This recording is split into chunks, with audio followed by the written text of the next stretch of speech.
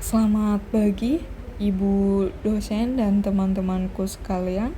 Perkenalkan, saya Sanu Alisantika dari Fakultas Keguruan dan Ilmu Pendidikan, Prodi Pendidikan Bahasa dan Sastra Indonesia, Universitas Terbuka.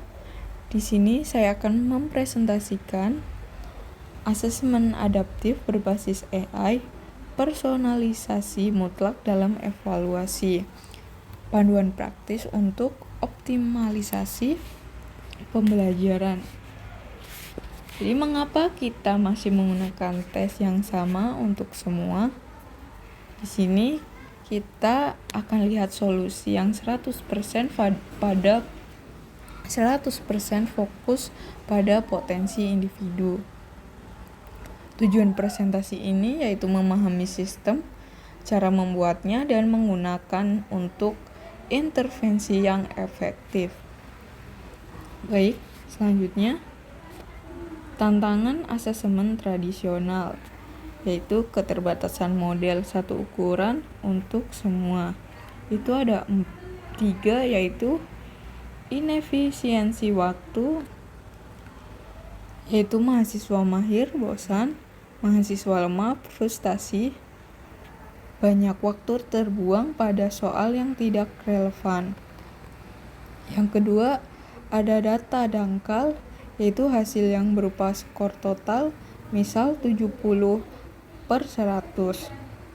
Selanjutnya, ada kesenjangan pembelajaran, yaitu dosen sulit menentukan akar masalah mahasiswa tanpa menganalisis setiap jawaban satu persatu.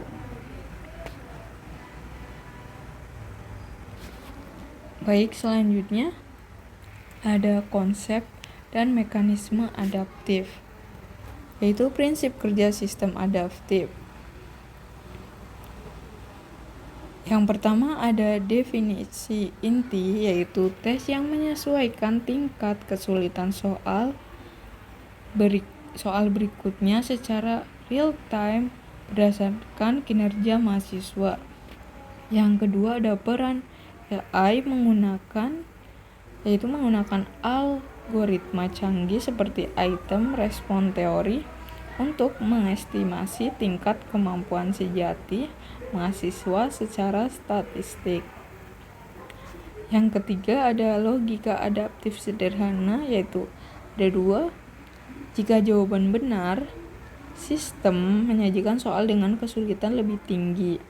Jika jawaban salah, sistem menyajikan soal dengan kesulitan lebih rendah atau soal remedial pada subtopik yang sama.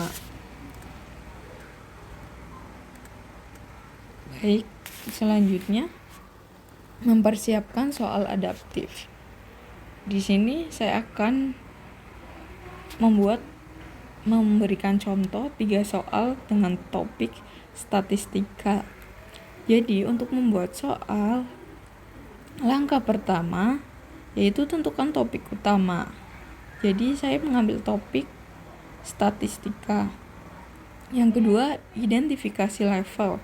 Jadi membuat levelnya itu berjenjang seperti dari dasar, menengah, lalu mahir.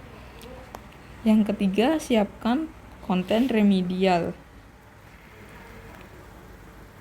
Baik, selanjutnya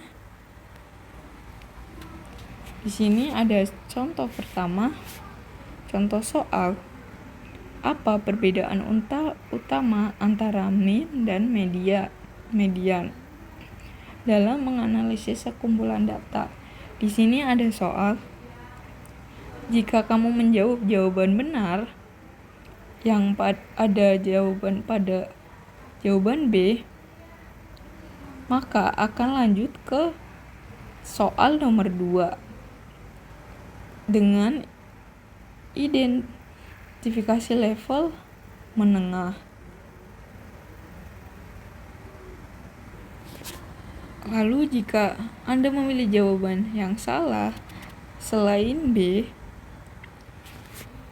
kita akan masuk ke remedial dengan soal dasar yang lain. Memang jika jawaban Anda benar, kita akan lanjut ke soal nomor 2, yaitu dengan level menengah. Baik, ini ada contoh soal nomor 2 dengan level menengah. Seperti pertama, jika Anda memilih jawaban benar, akan lanjut ke soal nomor 3 dengan level mahir. Jika memang jawaban Anda salah, akan kembali ke remedial 1 lagi. Baik, contoh soal nomor 3 dengan level mahir. Ketika Anda menjawab pertanyaan salah, Anda akan kembali ke remedial 2 dengan soal menengah. Namun, ketika Anda menjawab jawaban yang benar, Anda akan mendapatkan nilai tinggi dengan level mahir ini atau sudah selesai. Jadi, logika ini memastikan setiap mahasiswa mendapatkan tantangan yang relevan. Lalu, mahasiswa yang salah di soal 1 tidak membuang waktu di soal 2 yang terlalu sulit. Mereka langsung diarahkan ke penguatan. Baik, manfaat konkret untuk dosen.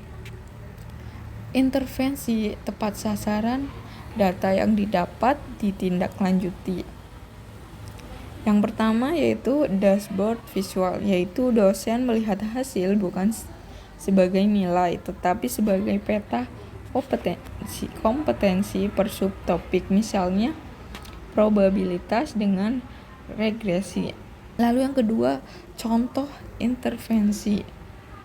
Dosen dapat mengelompokkan mahasiswa secara otomatis, yaitu ada 2 kelompok. A, remedial, yaitu 5 mahasiswa yang lemah di subtopik regresi. Yang 2, kelompok B, pengayaan, 10 mahasiswa yang sudah menguasai semua materi. Lalu yang ketiga ada hasil. Dosen hanya perlu menghabiskan waktu dengan 5 orang yang membutuhkan dan menghemat waktu 45 orang lainnya.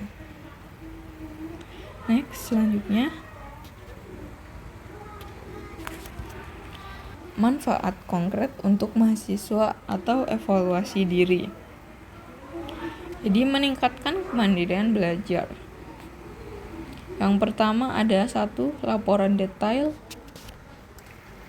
Mahasiswa menerima profil kekuatan dan kelemahan yang spesifik. Yang kedua ada contoh. Evaluasi diri, laporan menunjukkan pada penguasaan aljabar vektor 92% kuat. Yang kedua, penguasaan transformasi 55% perlu perhatian. Selanjutnya, rekomendasi otomatis. Sistem memberikan tautan langsung ke bab buku, video kuliah, atau latihan soal yang hanya berfokus pada transformasi. Laplace. Lalu selanjutnya ada dampak. Mahasiswa tidak perlu mengulang materi yang sudah dikuasai, sehingga waktu belajar menjadi sangat efisien. Selanjutnya, kesimpulan dan langkah selanjutnya. Merangkum nilai utama dan ajakan bertindak. Baik, pertama ada rekap 3 kunci, yaitu asesmen adaptif memberikan efisiensi, presisi akurasi, dan personalisasi. Selanjutnya, bagi dosen, yaitu fokus pada intervensi bukan koreksi. Yang ketiga, bagi mahasiswa, yaitu mendapatkan peta jalan yang jelas untuk sukses akademis. Dan yang terakhir yaitu keempat, ajakan. Mulai rencanakan soal dengan logika branching sederhana, yaitu soal 1 benar atau soal 2 sulit di platform Anda saat ini sebelum beralih ke sistem adaptif yang penuh. Baik, sekian presentasi dari saya. Mohon maaf jika ada kesalahan. Saya akhiri. Terima kasih.